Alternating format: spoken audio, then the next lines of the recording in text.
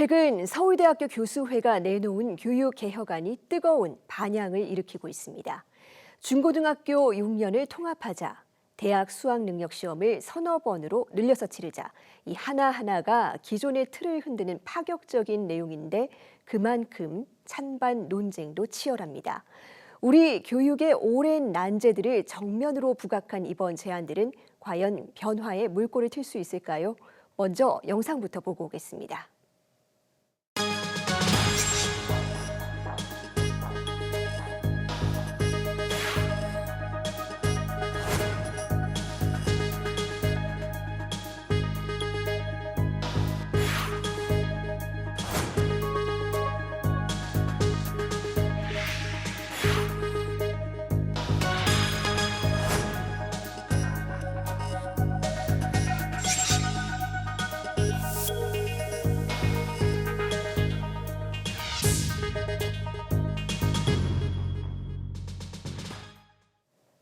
네, 서울대 교수회가 처음으로 발표한 교육개혁안, 그 의미와 취지를 임정묵 서울대 교수회장에게 직접 자세히 들어보겠습니다.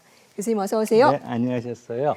예, 이 서울대 교수회 차원에서 처음으로 제안한 교육개혁안이다 보니까 굉장히 관심을 많이 모았습니다. 이걸 어떤 취지로 제안하신 건지 그 계기부터 듣고 싶은데요. 결론부터 말씀드리면 그 1950년도 해방 직후에 만들어진, 그래서 경제발전 시대에 고착된 이 서열화된 교육이 이제는 한계에 다다라서 그만큼 아이들이 많이 거기에서 적응을 못하고 있는 것 같아요.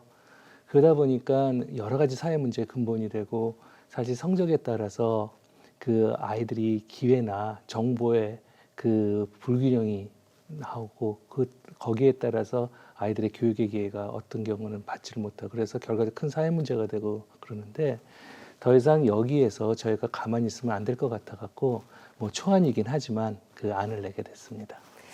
네, 우리 교육의 정말 해묵은 문제들을 두루두루 극복하고 이대로 좀 이제 미래로 가보자라는 네. 취지에서 마련하신 것 같은데요. 아무래도 가장 이목을 끌었던 내용은 수능 시험을 적어도 연 서너 번으로 늘려야 된다라는 제안이었습니다. 네. 이건 어떤 취지입니까? 사실 수능 한 번으로 아이들의 대학 입시 모든 거를 결정한다는 건 좀 가혹하지 않을까요? 네.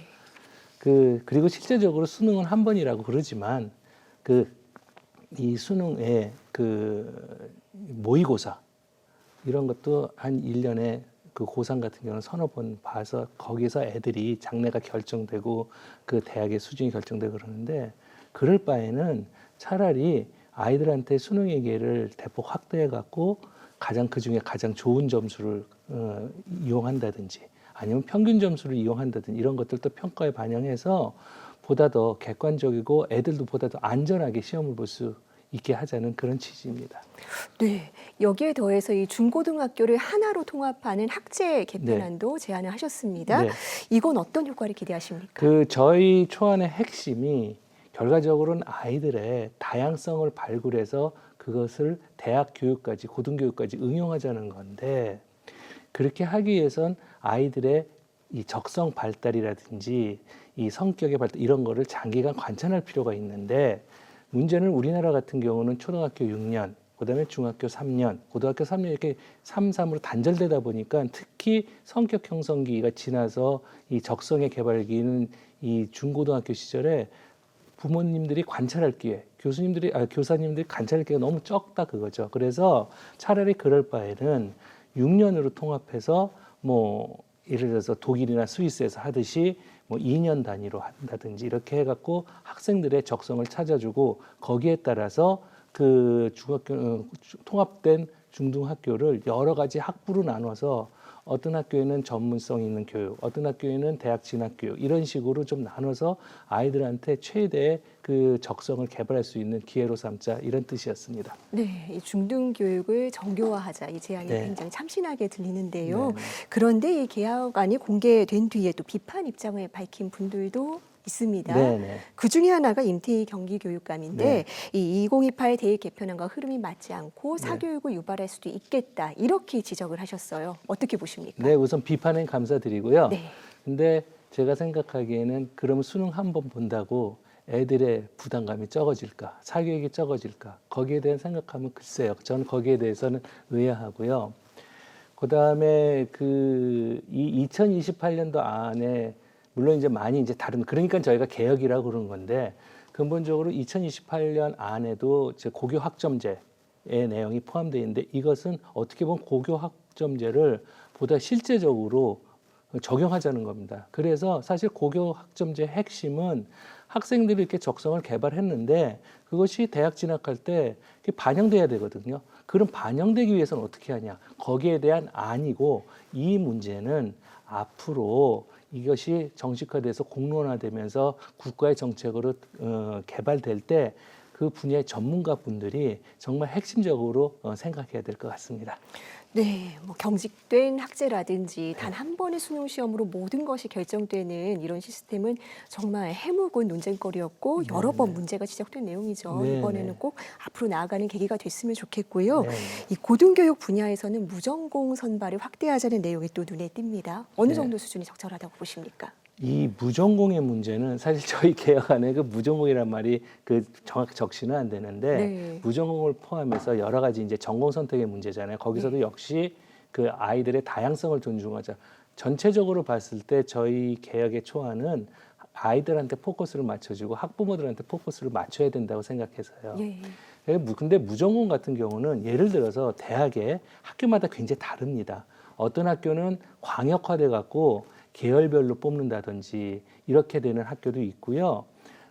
그렇지 않은 학교는 굉장히 세부 모집 단위로 뽑는 학교가 있어요. 거기에 따라 다 달라진다고 봅니다. 그래서 예를 들어서 계열별로 광역화해서 뽑는 학교의 경우는 무전공으로 하는 경우가 상당히 적절할 것 같고요. 그 퍼센테이지는 학교의 자율로 맞춰서 해야 될 것 같습니다. 왜냐하면 계열화의 범위가 다르기 때문에. 반대로 세부 모집 단위 같은 경우는요. 무전공보다는 복수의 전공이라든지 이런 쪽으로 해서 학생들이 그 자기 연관된 분야의 공부를 더 할 수 있는 이런 시스템으로 학생들한테 최대의 그 공부의 기회를 주는 게 올바르다고 생각해야 합니다. 네, 학생들에게 시선을 맞춰야 네, 된다라고 네, 지적을 맞습니다. 해주셨고요. 이 지방 국립대와의 공동 학위제도 제안을 네. 하셨습니다. 네, 네. 이건 아무래도 이 서울대 학생들을 설득하는 게 중요한 과제가 될 것 같은데 구체적인 계획이 궁금합니다. 뭐 서울대 학생뿐만 아니라 그 지방대학에 있는 교수님들도 설득해야 될 수도 있어요. 왜 그러냐면 이게 그 학생들의 입장에서 서열화된 교육으로 들어온 학생들이기 때문에 당연히 거기에 대한 고정관념이 있을 수 있고 교수님들 같은 경우는 예를 들어서 수도권 집중 현상에 오히려 희생이 될 수 있는 그런 문제도 발생합니다. 그래서 일단 그 문제는 굉장히 공론화되면서 같이 지혜를 나눠야 될 것 같고요.